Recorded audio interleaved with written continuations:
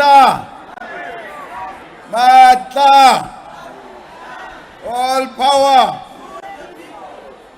Long live the Alliance, long live! Forward to socialism, forward! Down with capitalism, down! Comrade President, President Zingiswa Losi of COSATU, we extend our revolutionary militant greetings to you and members of the Central Executive Committee of COSATU, and to thank you for organizing this massive event to celebrate Workers' Day in our country and all over the world. We also send greetings to the leadership of COSATU in the province, particularly for organizing this activity. We pass greetings to the leadership of the ANC, led by President Cyril Ramaphosa, and members of the NEC present here, as well as the leadership of the province. We greet the leadership of the Communist Party, members of the Central Committee, and our provincial leadership and structures in the province. And greet the leadership of SANCO, led by President Comrade Richard Mkungo, members of the NEC and the provincial leadership. Greet, therefore, leaders of our respective mass democratic formations, President Snuki Zigalala of the ANC Veterans League, and President Sisis Tolashe, President of the ANC Women's League. Greet the leadership of the Young Workers Movement in our country, and greet Comrade Dan Hato, the convener of Umkhonto we Sizwe Liberation War Veterans. Yes, Umkhonto we Sizwe Liberation War Veterans, the glorious People's Army, not the stolen identity that is now in the courts. The history of our Liberation Army can never be stolen by any single individual. We will never allow that to happen. So we greet you, Comrade Commander Dan Hato, all commanders and commissars of Umkhonto we Sizwe Liberation War Veterans. We greet equally Comrade Bassam, Charge d'Affaires of the Palestinian Embassy in South Africa, and Comrade S.K. Fatah from Palestine for Africa, for their presence here. Comrades, today, workers of the world are meeting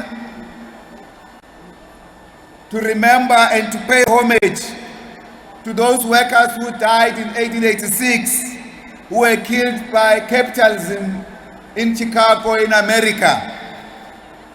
The workers were fighting for simpler things: 8-hour working week, working day, and 40-hour working week. They were fighting for safer working conditions and for a living wage. Today, workers are continuing on the same struggle because of international capitalism that is exploiting workers, sucking their energies in order to build private wealth that is now amassed by various countries, colonial countries, that uses this to oppress other people all over the world. We therefore use this day to pay tribute to workers who played this critical role over the years to establish an independent and free South Africa with equal rights and a democratic government under majority rule. The progressive trade union movement in our country, that organized historically and supported also by the Communist Party in our movement, played a critical role in fighting for workers' rights, including the right to organize and to engage in collective bargaining, continuing that historic mission of workers in Chicago.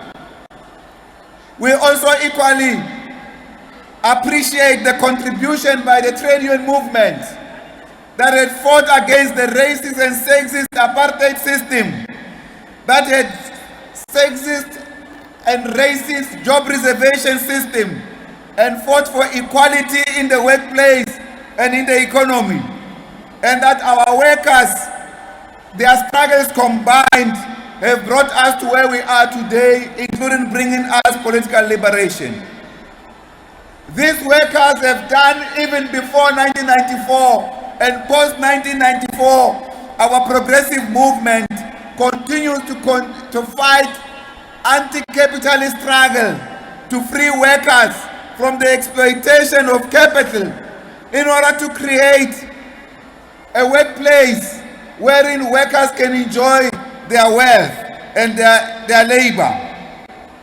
It is therefore, comrades, that as we celebrate this International Workers' Day today, our democratic government must be defended at all costs because of the challenges that we face, not only in our country but internationally. Under our hard-won democratic dispensation, comrades, May Day is now a public holiday. In other words, workers have their own day in which they can enjoy this day with their families and reflect on their contribution to the development of society.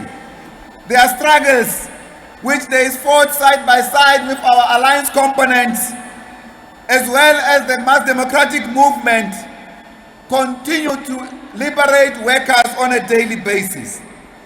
It is therefore that we want to take this opportunity as the SACP to pay tribute to the workers for these critical struggles. We also want to call on the workers to unite and intensify the struggles to wipe out the legacy of racism and gender oppression, as well as of capitalist exploitation in our economy, to continue to expand and develop democracy, which must find its expression in the workplace. We therefore salute all workers who fought for the establishment of our rights, including the achievement that we have through the democratic government for the national minimum wage. This, while we regard as fundamental, should only be the beginning. We need more improvement, particularly in the private sector, with regard to commitment to a living wage for the workers. Because in this country under capitalism, we have got the working poor, where the people work but they remain poor because capitalism only enriches itself and a few owners of industry at the expense of the majority. It is therefore critical, comrades, that as we go towards the coming elections, we should appreciate where we come from as a country. We also need to appreciate that the DA government here in the Western Cape and as a party have committed itself to wipe out some of the achievement of workers' rights that we have achieved under democracy. They want to use the tool of democracy to do so. In other words, we need to defeat the unity of these capitalist forces and the neoliberal parties that have been established only to weaken the democratic government and to weaken the rights of workers that they have achieved over many decades of struggle. We want to also indicate that particularly the workers in the public sector, they have sent a clear message. Even the new part that the president could not pronounce, the president of COSATU, so-called Action SA, have equally committed itself to wipe out workers in the public sector. They say there are too many workers. There are not too many workers in this country in the public service. We don't have enough nurses, we don't have enough teachers, we don't have enough police, we don't have enough all of other public servants that are required to serve our country. It's because of their addiction to neoliberalism that they see the state as a corporate entity that must make profit at the expense of workers. It is therefore important that we reorganize ourselves and unite ourselves to defend our democracy and our freedom. At the same time, comrades, we appreciate that the world is in crisis today. There's an international crisis of capitalism. The modern capitalist system is called neoliberalism. Neoliberalism's ideology is liberalism. Liberalism itself is in crisis, is in decline. It's in a moral crisis, in a moral degeneration. It is causing wars, genocides across the world in order to protect few countries, the so-called G7 countries. That's why today we have the occupier state of apartheid Israel as a regime that has taken over the land of Palestinians, supported by international capital, committing genocide of women and children and the people of Palestine, week in, week out, protected by international capital, funded by the Americans and European countries unashamedly. They are causing wars in all parts of the world. They are attacking the people of Yemen on a daily basis, bombing the people in Sana'a and other parts of Yemen for no reason, particularly just for Yemen to express itself in solidarity with the suffering masses of Gaza. They are isolating and attacking all countries that are not following neoliberal projects in the world. They have isolated Venezuela and are punishing it. They have isolated Cuba and they are punishing it. They have isolated Nicaragua, they are punishing it. They have isolated Iran, they are punishing it. They have isolated Russia, they have launched a war against Russia through the proxy of Ukraine. They are provoking China in the South China Sea, in the Taiwan Strait. So imperialism and capitalism only thrives in war. That is why even in this country, they want to remove a democratically elected movement, the liberation movement, and put their stooges in order to control our country and the African continent. That is why, Comrade President, these elections, this is a massive election, not only for the African National Congress and the people of this country. This is an international election against exploitation. This is an election between the African people as a whole and against the oppressors of the West who want to take us back. That is why the people of our country must know, if the ANC loses this election, the setback in this country will be centennial.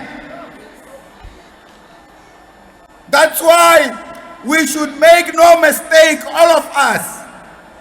We are going all out to vote for the African National Congress through representing the people of this country and its allies, representing international community suffering under imperialism and neo-colonialism.